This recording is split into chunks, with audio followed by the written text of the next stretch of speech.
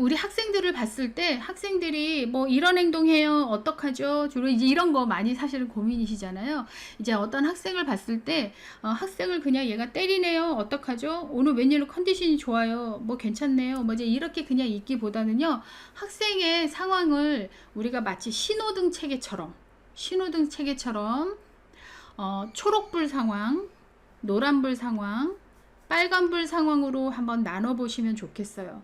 그러면 우리 학생들이 지금 여러분들이 만나고 있는 어떤 학생을 한번 떠올려 보세요. 그 학생이 초록색 상황. 그러면 이제 우리가 운전을 하고 있어요. 운전하는데 신호등이 초록불이면 어떻게 되죠? 가던 길 그냥 가. 그쵸? 계속 쭉 이대로 가면 돼의 신호잖아요. 마찬가지로 학생의 컨디션이 이제 뭐 이거 빨간불, 노란불, 초록불도 매일 매 시간마다 바뀔 수도 있어요. 지금 현재 초록불이라고 하면 지금 하고 있는 거 그대로 하면 된다는 표시죠. 우리가 이제 봤을 때.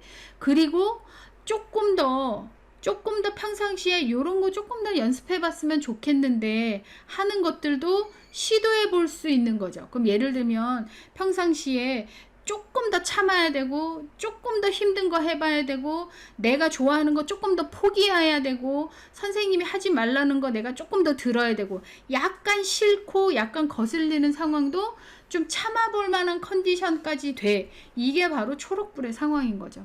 그래서 학생이 이제 처음에 등교하고 이제 이렇게 보면 뭐 얼굴 표정이나 여러 가지 상황을 살피셔서 얘가 지금 초록불인지 혹은 아닌 건지 이거를 먼저 살피신 다음에 그 다음에 지원의 이런 그 단계도 결정하시면 좋겠습니다.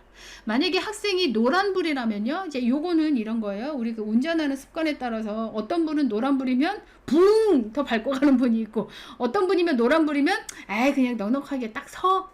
그쵸? 이제 이런 경우들이 있어요. 그런데 우리 학생을 지도할 때는요, 붕 하고 엑셀을 밟는 쪽보다는 최대한 안전빵으로, 다시 말해서 노란불일 경우에는요 자칫 잘못하다가는 빨간불 쪽으로 갈 수 있다는 얘기잖아요. 그죠? 우리가 잘해서 초록불 쪽으로 갈 수도 있지만 자칫 잘못하다가는 빨간불 쪽으로도 갈 수 있는 상황이 바로 중간에 노란불 상황이에요.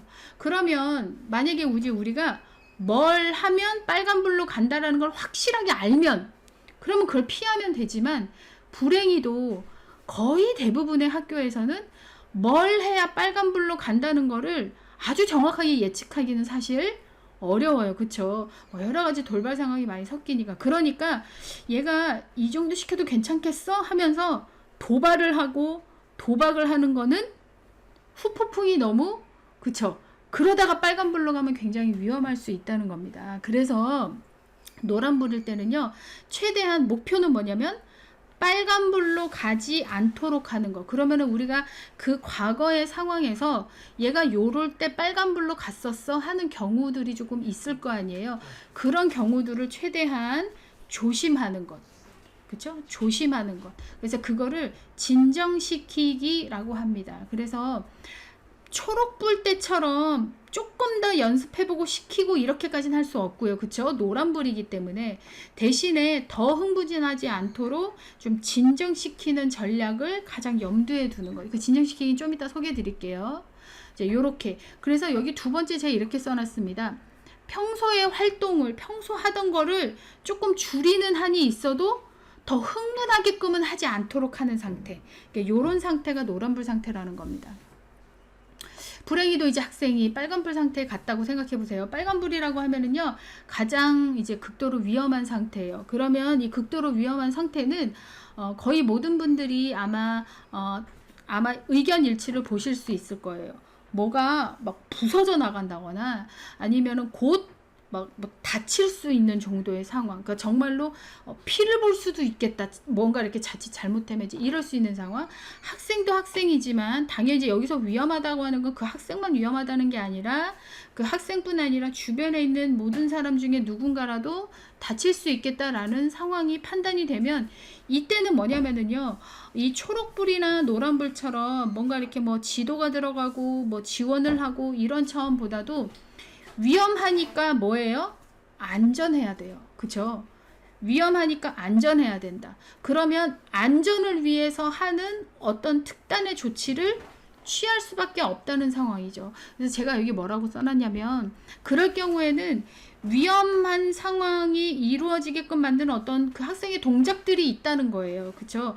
동작들이 있기 때문에 그 동작을, 그 움직임을 순간적으로 억제해야 되는 상황들은 있습니다. 근데 중요한 건 뭐냐면, 대전제는 뭐냐면, 이 질문을 항상 우리 스스로가 해야 돼요. 지금 이 상황이 정말로 빨간불 상황인가? 아니면 노란불 상황인 건데 우리가 미리 선수 쳐서 빨간불 상황이라고 치고 지금 이러고 있는 건가? 이 판단을 정말 현명하게 잘 하셔야 된다는 거죠.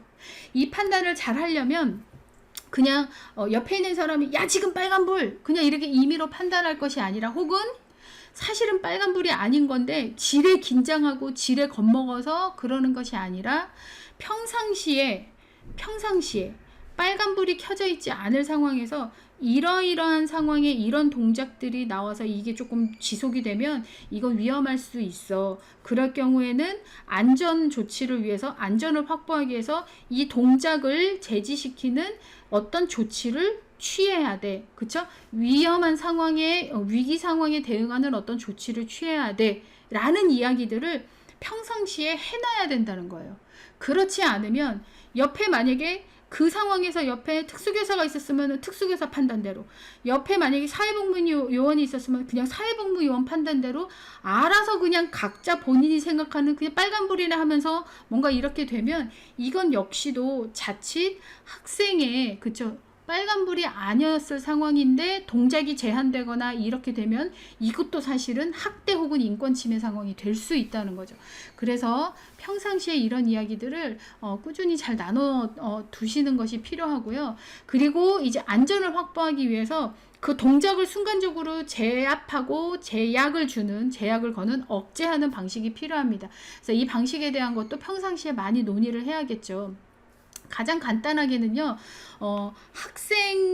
학생이 동작으로 인해서 지금 굉장히 위험할 수 있는 정도라고 하면, 학생이 아주 꼬맹이거나 이렇다기보다 뭐 덩치도 크고, 그 다음에 뭐를 뭐 집어서 막 던진다거나, 뭐 유리처럼 굉장히 날카로운 걸 막 깨거나, 뭐 거의 그런 상황이에요. 그렇기 때문에 이런 상황에서 그 학생의 동작을 억제한다는 것은 굉장히 그 학생을 이렇게 잡거나 걸거나 이렇게 해야 되는 상황인데, 이거 어설프려 해서 제대로 잘 잡지 않고 이렇게 되면 그 다음 두 번째로 더 뭔가를 더 해야 돼요. 그러면 두 번의 억제를 할 수밖에 없는 상황이 되는 거죠. 그러니까 이거는 좀 문제가 될 수 있어요. 어설프게 해서 또 해야 되는 상황까지 연출되면 이건 정말 잘못 적용한 것이 되기 때문에 이렇게 되는 거죠. 최소한의 신속한 물리적 억제를 하도록 한다. 그래서 짧은 시간 동안에 하기 위해서 굉장히 사실은 능숙하게 해야 되는데, 우리나라는 현실상 그런 것들이 조금 잘 되지 않죠.